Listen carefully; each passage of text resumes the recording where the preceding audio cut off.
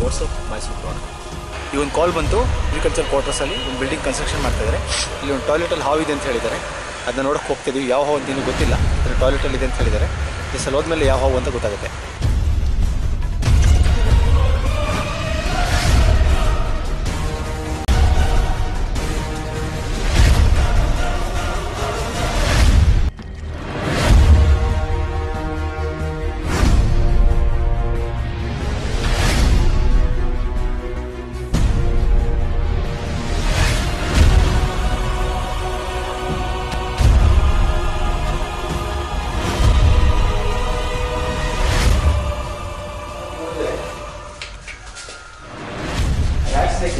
ನಾನ್-ವೆನಮಸ್ snake, rat snake, ನಾನ್-ವೆನಮಸ್ snake ಇದೆ. ವಿಷ ಇಲ್ಲ.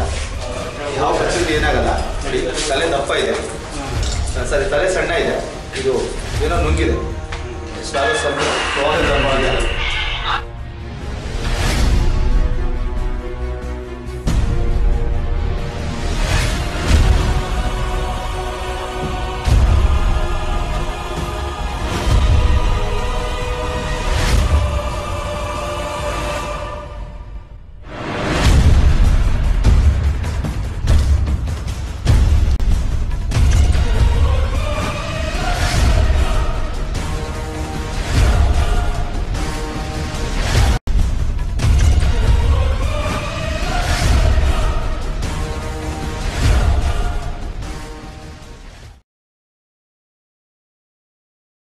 ಮತ್ತೆ ಏನಾಯಿತು ಅಂದರೆ, 8ನೇ ತರಗತಿ ಓದಬೇಕಾದ್ರೆ ನಮ್ಮನಿಗೆ ಎದುರುಗಡೆ ಒಂದು ಹುಡುಗಿ ಇದ್ಲು, ಪ್ರೀತಾ ಅಂತ.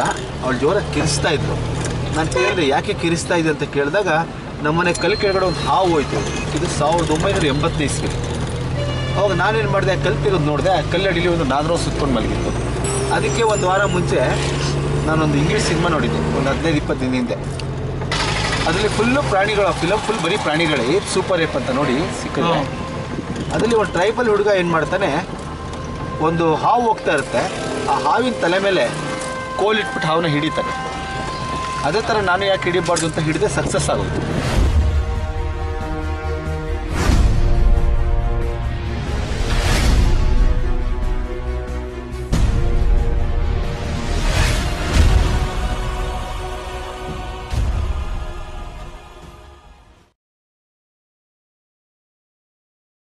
WhatsApp Mysore.com